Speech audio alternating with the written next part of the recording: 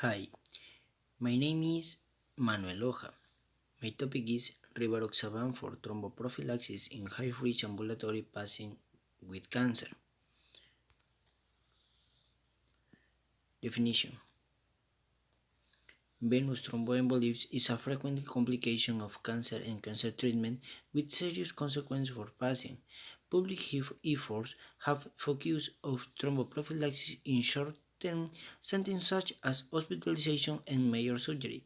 However, cancer therapy is predominantly delivered in the outpatient setting, leaving many patients with cancer at extended reach.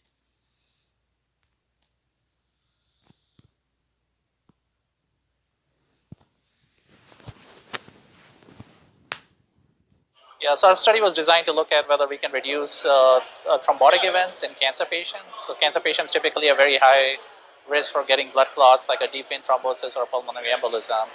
And you can identify that risk based on a formal risk assessment score. So we use that risk score to identify high-risk patients, and then we randomize patients to either Rivaroxaban 10 milligram once daily or placebo to see if using Rivaroxaban would reduce the risk without increasing the risk of bleeding.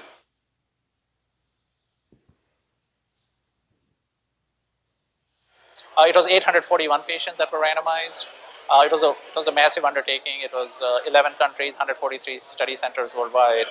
But we were able to randomize 841 patients. The study results, we were able to show that with Rivaroxaban, you could reduce the number of thrombotic events substantially. But the real reduction occurred only during the time frame that patients were on treatment, but not during the full study period. And the reason for that was that about 40% of events in the study occurred in patients who had stopped taking the drug. I think that has implications for clinical practice moving forward. We really have to educate patients that they should stay on the drug for as long as is feasible.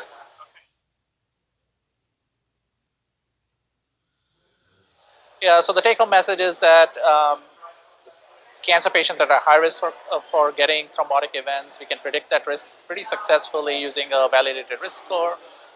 We can take high-risk cancer patients and give them a daily dose of Rivaroxaban 10 milligram once daily and reduce the risk substantially as long as patients take the drug.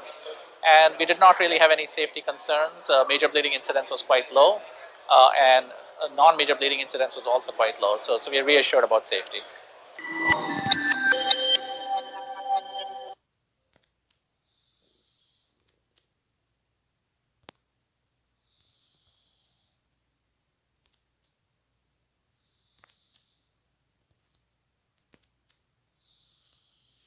Application in medicine. We randomly assign a patient without deep vein thrombosis as screening to receive rivaroxaban at a dose of 10 mg or placebo daily for up to 180 days with screening every 8 weeks.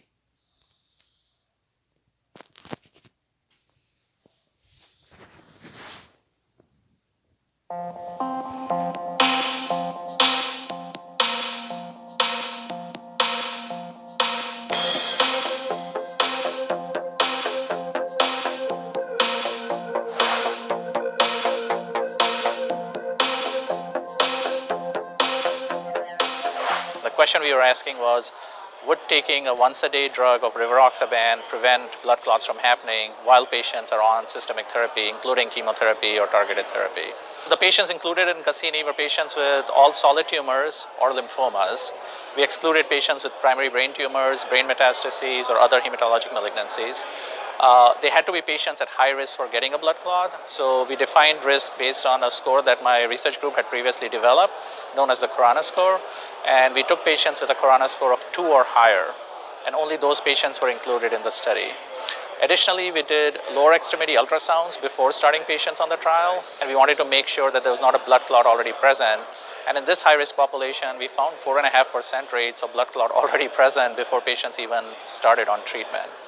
So those 4.5% patients were not randomized, and then the other patients were randomized, and then we followed them to see if they developed blood clot or not over a 6-month period. The primary endpoint was a combination of different types of venous events, including screen-detected events. So we did screening ultrasounds of the lower legs every 8 weeks while patients were on study. But we also waited and see if any symptoms developed and patients became symptomatic, then we would test them as well to make sure that they had a blood clot. During this time frame, about 8.8% patients during the 6 months developed a blood clot. And that number was reduced on the Rivaroxaban arm, but it was not significantly reduced for the 180-day period, because about 40% of patients stopped taking the drug for the full 6 months. So they took it initially, but they didn't take it for the full 6 months. And 40% of events happened after patients stopped taking the drug. We had pre-specified an analysis known as the on-treatment analysis. So while you're taking the drug, does it reduce the risk of blood clots? And there the results were very significant. So 6.5% down to 2.5%, so 4% absolute risk reduction. And that p-value was 0.007. We had pre-specified a combination of the primary endpoint with all-cause mortality, and we found that patients on the Rivaroxaban arm had a 6% absolute reduction in the combination of the primary endpoint with all-cause mortality. Safety is obviously a concern when we are looking at primary prevention approaches. The incidence of major bleeding was low, under 2%, and the incidence of even non-major bleeding was quite reasonable, to 2.7% or so. I think this is a large risk-adapted thromboprophylaxis trial. We were methodologically very robust. We did intent-to-treat analysis, we did on-treatment analysis, we looked for all kinds of adverse effects. And overall, the findings suggest strong clinical benefit to cancer patients as long as they take the drug without strong concern for safety. There's a second clinical trial looking at the same population, so Corona score 2 and higher, also solid tumor patients. That trial is supposed to report out very soon over the next several days. If the two trials confirm the same findings, then I think we may be moving the landscape of, because right now we are reactive, we manage the blood clots when they happen, but we may be able now to move to a preventative phase, which would be a big advance for cancer patients.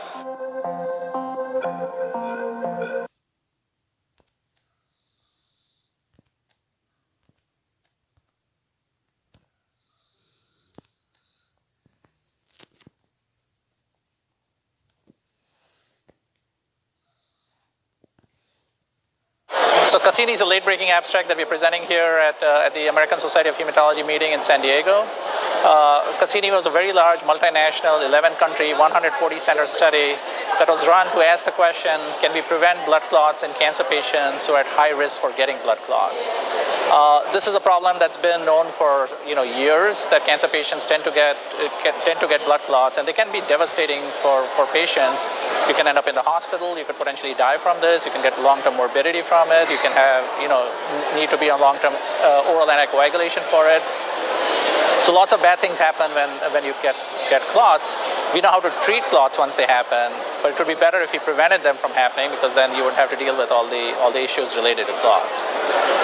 A good way to find out which patients are at risk is a formal risk assessment tool. It's known as the Corona score. So we use that to identify high-risk patients. And we took patients with locally advanced or metastatic solid tumors or lymphomas, and then randomized them to either 10 milligrams of Rivaroxaban or placebo, and then followed them for a period of 6 months. And we saw what happened to those patients in terms of clots, and we also did ultrasounds every 8 weeks while they were on the study just to make sure that we're not missing any clots that might be occurring. What we found was that there was a reduction of events in patients who were randomized to the Rivaroxaban arm, but the reduction was only significant during the time frame that they were actually taking the drug. So if you stop taking the drug, the risk went right back up again. So there's some important lessons for that. The good news is that yes, we can reduce these clots if patients take the drug. And if we reduce the clots, we not only reduce venous clots, but we also reduce arterial clots. And in a pre-specified analysis combining the thrombotic endpoint, the primary endpoint, with all-cause mortality, there was a significant reduction in that as well. So I think the findings are very exciting and could potentially point to a new era where primary prevention becomes more of the norm and replaces sort of management of clots after they happen. Right now, we are excited about this study. There's actually a second study with a very similarly designed population called AVERT that has also completed and is expected to report out very shortly. So if these two studies sort of have the same findings, then I think we can really look forward to looking at primary prevention as a new way to prevent VT in this population.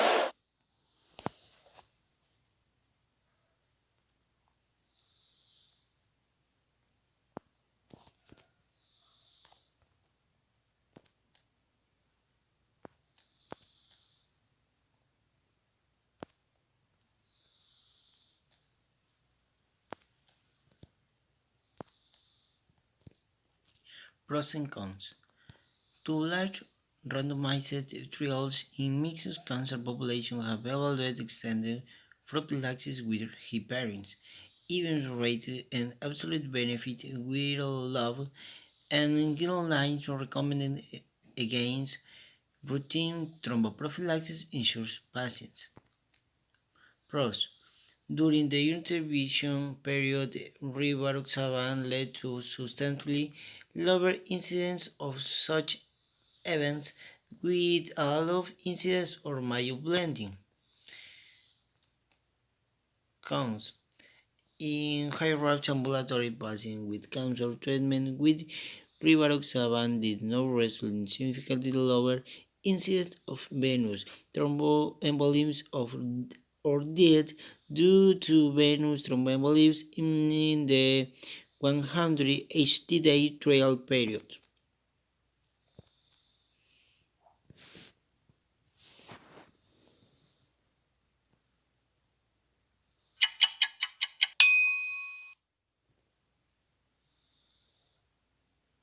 Patients with cancer have an increased risk of venous thromboembolism, but parenteral thromboprophylaxis is not routinely recommended in practice guidelines because the absolute risk reduction is modest and parenteral thromboprophylaxis is associated with an increased risk of major bleeding as well as the inconvenience of daily injections.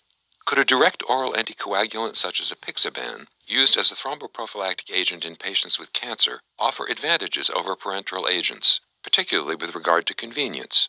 The randomized placebo-controlled double-blind AVERT trial included ambulatory patients with cancer who were at intermediate to high risk for venous thromboembolism with a Karana score of 2 or more. The Karana score has been validated to identify patients with cancer who are at elevated risk for thromboembolism. The trial patients were randomized to apixaban for thromboprophylaxis before chemotherapy or to placebo before chemotherapy. The primary outcome was objectively documented venous thromboembolism over a period of 180 days. In a modified intention to treat analysis, venous thromboembolism occurred in 4.2% of the 288 patients in the apixaban group and 10.2% of the 275 patients in the placebo group. The number needed to treat to prevent venous thromboembolism was 17. The main safety outcome was major bleeding. Major bleeding occurred in 10 patients in the apixaban group and 5 patients in the placebo group. The authors conclude that apixaban at the initiation of chemotherapy resulted in significantly lower rates of venous thromboembolism than did placebo among intermediate to high-risk ambulatory patients with cancer. The rate of major bleeding episodes was higher with apixaban than with placebo. Full trial results are available at nejm.org.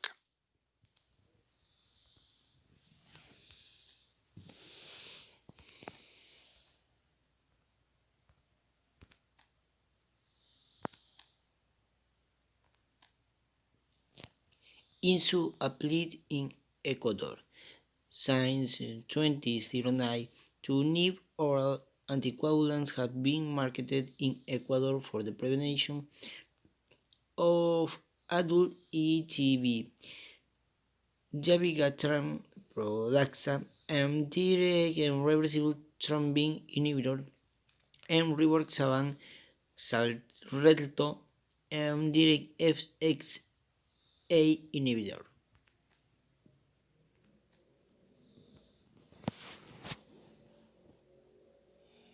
I'm Thomas Baldrick at ASH 2015. Happy to have with us Dr. Alok Khurana from the Cleveland Clinic. We appreciate you, sir, for coming by. Thank you. Let's talk about a study of yours, current practice patterns and patient persistence on anticoagulant treatments for cancer-associated thrombosis. What are the major factors with this particular work? So, low molecular weight heparins, which are daily self-injections, have been recommended for about 10 years as the best treatment for cancer-associated thrombosis. And that's recommended by the ASCO guidelines and the NCCN guidelines and so on. But nobody really knows what's happening in the community. And challenges with using that specific class of agents is it's an injectable, so it's a daily self-injection. And especially in the US, the cost of daily self-injections can be prohibitive, and direct-to-patient costs can also be challenging. In recent years, other anticoagulants have come on board, and so we decided to do a study to see what was happening in real-world setting, what were patients getting prescribed. What we found was that about half of patients were still getting warfarin, which, certainly low molecular weight heparins are better than warfarin, And many people would argue that the novel oral agents are also at least as good and maybe slightly better than warfarin. But despite those recent studies, warfarin remains the dominant anticoagulant used in the current setting. About a quarter of patients were getting Rivaroxaban, which is a newer oral anticoagulant, and a quarter of patients were getting low molecular weight heparin, which is the guideline-approved treatment in this setting. What were the key results? We found that cancer patients, first of all, even though VT is generally manageable in the outpatient setting, only about 10% of patients were getting managed, diagnosed, and treated in the outpatient setting. The majority of patients were getting either emergency room visits or getting full hospitalization, sometimes as long as 6 to 8 days. And that to me is really surprising. There's a lot of drugs available that we could just treat patients in the outpatient setting. Most patients with blood clots, DVT, even many PE patients are really safely managed in the outpatient setting. At the Cleveland Clinic, we do this all the time. We have a centralized service that just takes care of cancer patients with blood clots. So I'm surprised that many patients are being hospitalized when they don't really need to be. How do you explain that 10% number? It's very surprising to me, and I don't know that I have a good explanation. I think part of it is just logistics. Many community-based practices are sort of far-flung. Your patient calls with symptoms of blood clot, they might just say, hey, go to the emergency room or go into the hospital because that's the easiest way to manage this. Whereas in larger cancer centers, you could bring them into a walk-in clinic or some type of specialized service. So that may be part of the explanation. So what does the data in this study show you? It shows that, in general, first of all, we should do a better job of managing these patients in the outpatient setting. Second, we should be more compliant with the guidelines which recommend low molecular weight heparin monotherapy. And really, it's time to move away from using Coumadin. There's a lot of drug-drug interactions. There's a lot of, there's some bleeding risk associated with Coumadin. So it's important we sort of, take into account the newer treatment paradigms for this illness. Where's your future look for this? Lots of ongoing trials comparing low molecular weight heparins head-to-head with Rivaroxaban or with other novel oral agents. So those studies should be coming out soon. Those data presented at ASH today about use of Rivaroxaban at a couple major centers. Sloan Kettering was one of them. It looks like it's okay to use in select patients. So I think sort of developing more nuance and which patients should be treated with which agent is sort of the next step. Dr. Karna, let me just ask you your opinion of the data presented here at ASH. What are your thoughts on it? I think we are finally making trends toward a more patient-friendly approach, which is we don't want to treat all patients the same way. We want to find the high-risk patients. We want to treat them with more intensive anticoagulation strategies. We also want to find the low-risk patients, and we want to treat them with less intensive and more patient-friendly strategies. Thanks again. Appreciate your time. Thank you.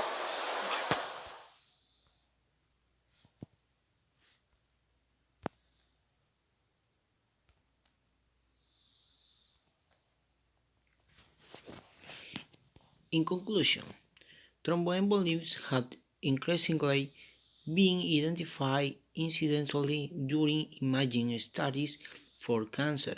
Such incidental events are associated with recurrence rates and mortality that are similar to those associated with symptom-detected events, which again underscore their clinical significance. Reflecting current consensus, guidelines recommend that incident venous thromboembolisms be treated similarly to symptom-detected events with the exception of visceral thrombi.